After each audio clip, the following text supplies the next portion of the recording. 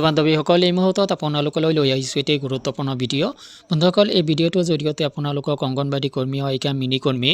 সকলৰ কাৰণে গুৰুত্বপূৰ্ণ এটি খবৰ লৈ আহিছোঁ বন্ধুসকল অংগনবাড়ীৰ বাবে অতিকৈ এটা ভাল খবৰ আপোনালোকক এই ভিডিঅ'টোত জনাম 17 ফেব্ৰুৱাৰীত লাভ কৰিব নেকি নতুন দৰমহা এই সংক্ৰান্তত গুৰুত্বপূৰ্ণ কিছু তথ্য আপোনালোকক জনাব যত্ন কৰিম মূল ভিডিঅ'টোলৈ যোৱাৰ আগতে আপোনালোকক জনাম সৰু এটা ৰিকুৱেষ্ট এনেধৰণৰ ভিডিঅ'বোৰ নিতৌ পাবলৈ চেনেলটোলৈ নতুন আহিলে চেনেলটো সাবস্ক্ৰাইব কৰি ল'ব আহক বন্ধুসকল আমি মূল ভিডিঅ'টোলৈ আগবাঢ়িছোঁ বন্ধুসকল অংগনবাড়ী কৰ্মী সহায়িকা মিনি কৰ্মী আশা কৰ্মী ৰন্ধন কৰ্মীসকলৰ দৰমহা বৃদ্ধিৰ ক্ষেত্ৰত অসম চৰকাৰে ইতিমধ্যে গুৰুত্বপূৰ্ণ এটা সিদ্ধান্ত গ্ৰহণ কৰিছে আৰু অংগনবাড়ী কৰ্মী সহায়িকা মিনি কৰ্মীৰ লগতে আশা কৰ্মী ৰন্ধন কৰ্মীসকলৰ দৰমহা বৃদ্ধিৰ ক্ষেত্ৰত ইতিমধ্যে এখন কমিটি গঠন কৰি দিয়া হৈছে বিত্ত বিভাগৰ নেতৃত্বত আৰু বিত্ত বিভাগৰ নেতৃত্বত গঠন কৰি দিয়া কমিটিয়ে 17 ফেব্ৰুৱাৰীত অসম বিধানসভাৰ অধিৱেশনত তেওঁলোকৰ প্ৰতিবেদন দাখিল কৰিব পাৰে 17 ফেব্ৰুৱাৰীৰ পৰা যেহেতু অসম বিধানসভাৰ সভা অনুষ্ঠিত হ'ব আপোনাৰ এই অধিৱেশন অনুষ্ঠিত হ'ব এই অধিৱেশনতে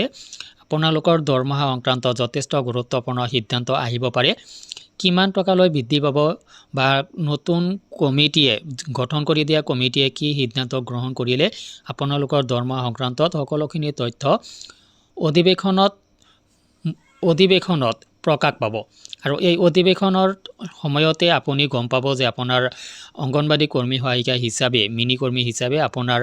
দৰমহা কিমান ধাৰ্য কৰা হৈছে নতুন দৰমহা কিমান হ'ব আৰু হেয়া কোন তাৰিখৰ পৰা কাৰ্যকৰী হ'ব সকলো তথ্য আমি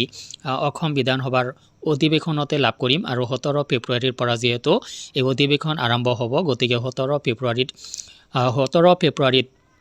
বা 18-19 ফেব্ৰুৱাৰীত এই 2-4 দিনৰ ভিতৰত আপোনালোকে এই ভাল খবৰটো লাভ কৰিব আপোনালোকৰ নতুন দৰমহা কিমানলৈ বৃদ্ধি কৰিছে অসম চৰকাৰে আৰু এইখিনি এক্সিকিউট কেতিয়া হ'ব বন্ধুসকল আসলতে দৰমহাখিনি বৃদ্ধিৰ ক্ষেত্ৰত অধিৱেশনত এই সম্পৰ্কে আলোচনা কৰা হ'ব তো ইয়াত এক্সিকিউটখিনি বেলেগ ধৰণে হ'ব ইয়াৰ বাবে 2-4 দিন দেৰি হ'ব পাৰে কিন্তু আপোনালোকৰ দৰমহা কিমানলৈ বৃদ্ধি পাব আপোনালোকক লৈ কি সিদ্ধান্ত গ্ৰহণ কৰা হৈছে কমিটিয়ে নতুনকৈ গঠন কৰি দিয়া কমিটিয়ে কি সিদ্ধান্ত লৈছে সেই সিদ্ধান্তখিনিৰ বিষয়ে আমি অৱগত হ'ব পাৰিম তো বন্ধুসকল 17 ফেব্ৰুৱাৰীলৈ আমি অপেক্ষা কৰিব লাগিব 17 ফেব্ৰুৱাৰীতে এই সংক্ৰান্তত গুৰুত্বপূৰ্ণ খবৰ আপোনালোকে লাভ কৰিব পাৰিব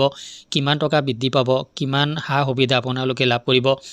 আপোনালোকৰ কাৰণে অসম চৰকাৰে গঠন কৰি দিয়া কমিটিয়ে কি সিদ্ধান্ত গ্ৰহণ কৰিলে এটো যে তথ্য আমি গম পাম তো বন্ধুসকল সেই দিনটোলৈ আমি অপেক্ষা কৰিব লাগিব আৰু এই দিনটোতে কি সিদ্ধান্ত গ্ৰহণ কৰে এই সিদ্ধান্ত গ্ৰহণৰ পিছত কিমান দৰমহা বাঢ়িব বা কোন তাৰিখৰ পৰা সেইখিনি এক্সিকিউট হ'ব সেয়া পিছত গম পোৱা যাব তো বন্ধুসকল 17 ফেব্ৰুৱাৰীত আসলতে অসম বিধানসভাৰ অধিৱেশনত এই সংক্ৰান্তত গুৰুত্বপূৰ্ণ আলোচনা হোৱাৰ সম্ভাৱনা আছে কমিটিয়ে প্ৰতিবেদন দাখিল কৰাৰো সম্ভাৱনা আছে তো বন্ধুসকল এই সংক্ৰান্তত আপোনালোকৰ যদি কিবা জানিব লগা আছে কিবা ক'ব লগা আছে ভিডিঅ' কমেণ্ট সেকশ্যনত ক'ব পাৰিব আজিলৈ এৰিছোঁ ধন্যবাদ